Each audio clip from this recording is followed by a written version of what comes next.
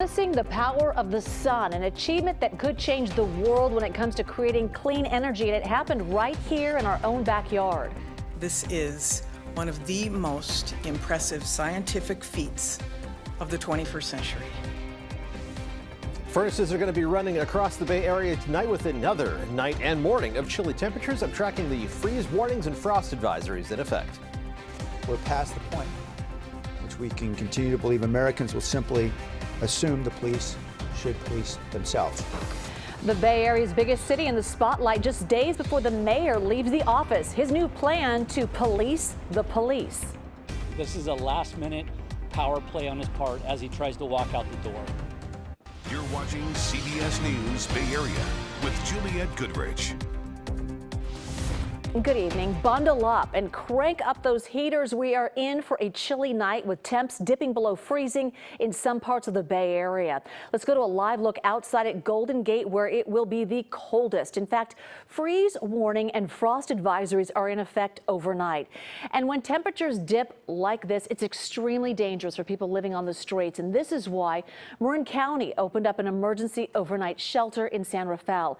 They've set up the cots you see there, and they put together personal care kits, which is so needed. And so now let's find out just how cold it is going to get. First Alert meteorologist Paul Hagan joins us. It's going to be plenty chilly out there, so we worry about the unhoused and also worry about any outdoor animals. Make sure that they have a warm place to spend the night, because we are under a freeze warning for most inland parts of the Bay Area through 9 a.m. tomorrow. This is where temperatures are going to dip down mostly to the low 30s, which is right around freezing, 32 degrees. Some of the coldest spots, especially the North Bay valleys, dropping down into the upper 20s.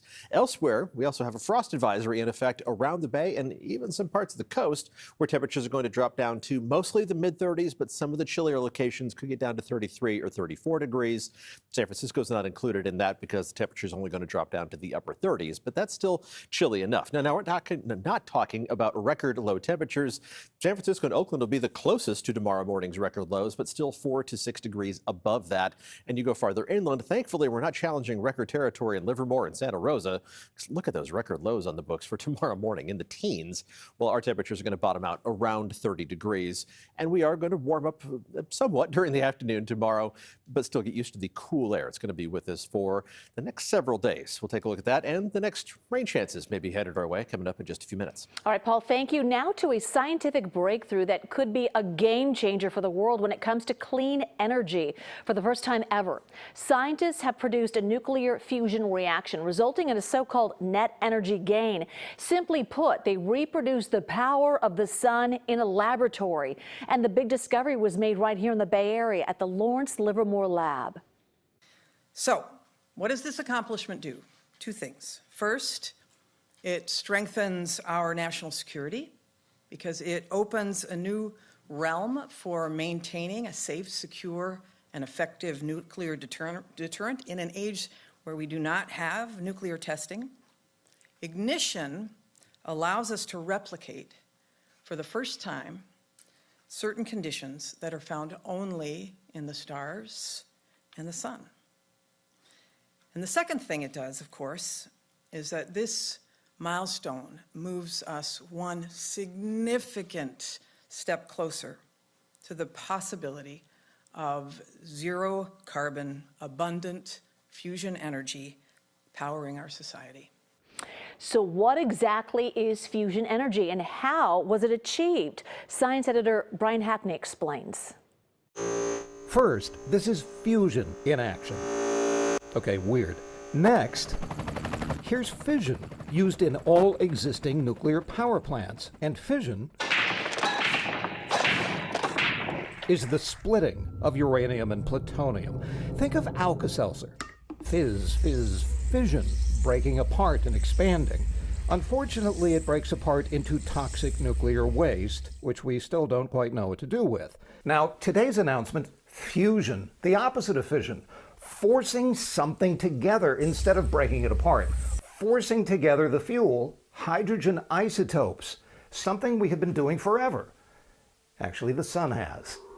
A fusion reaction at the core of the sun fuses hydrogen atoms into helium, and the sun has been a pretty reliable power source for 4 billion years. So why not put the sun in a little bottle on Earth? We've been trying. Not easy.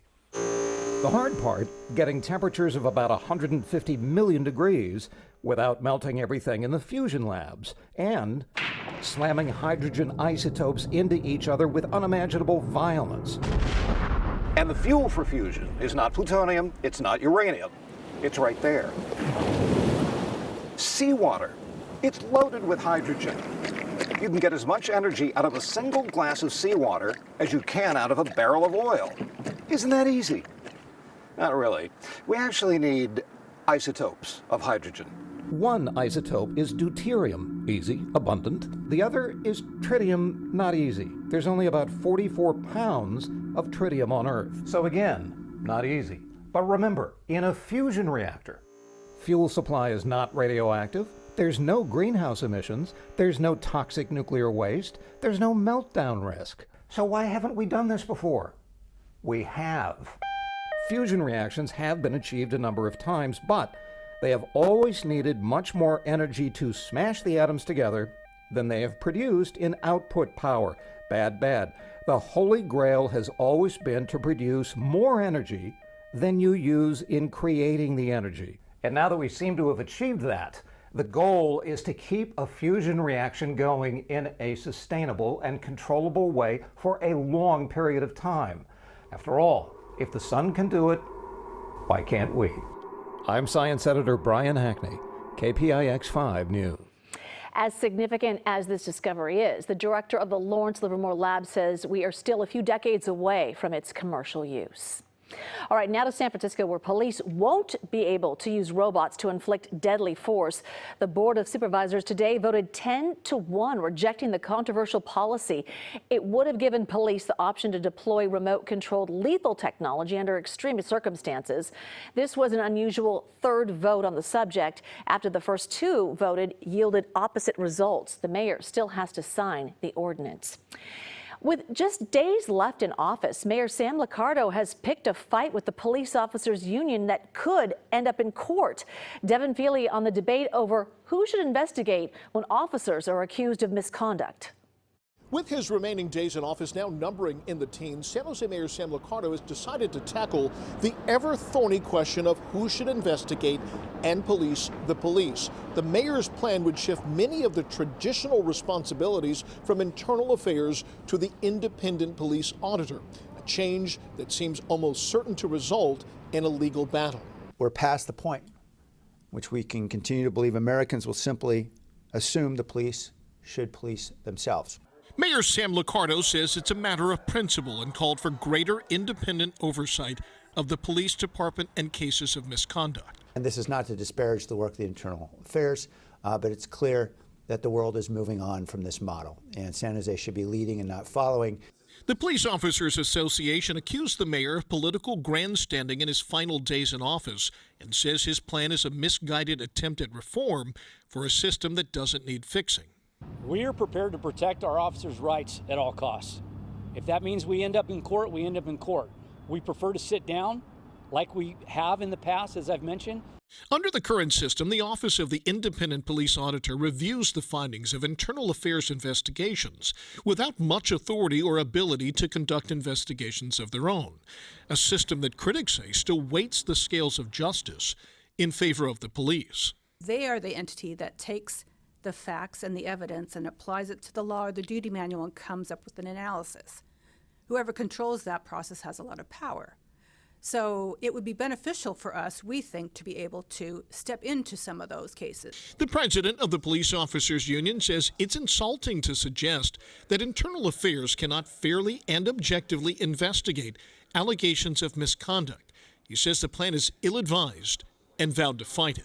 The mayor has got this completely wrong. This is a last-minute power play on his part as he tries to walk out the door. He is really trying to essentially rewrite the law. The mayor's position seems to be especially precarious given the fact that he has only a few weeks left in office, and then it's going to be up to the incoming mayor and city council to decide if they want to continue on this course. In San Jose, Devin Feely, KPIX 5. A wrong-way driver arrested and suspected of driving under the influence after a deadly head-on crash along Highway 4 in Pittsburgh. The CHP says a Dodge Durango was headed west in the eastbound lanes when it crashed head-on into a Honda Accord. Now, a Toyota and a tanker truck then hit the Honda. The driver of the Honda died and a passenger and baby were injured. One of the parties unfortunately succumbed to the injuries on scene and was pronounced deceased. The suspect of the wrong-way vehicle fled on foot, was apprehended shortly after. And that man being loaded into the ambulance there is the suspected wrong-way driver. So far, investigators have not named him or the person who died. New surveillance video of a Thanksgiving weekend shootout on the peninsula, the critical evidence the suspects left behind at the crime scene. And they waited days in the cold for the chance to chill with Billie Eilish. The Southern California campers determined to stake their claim to the front row.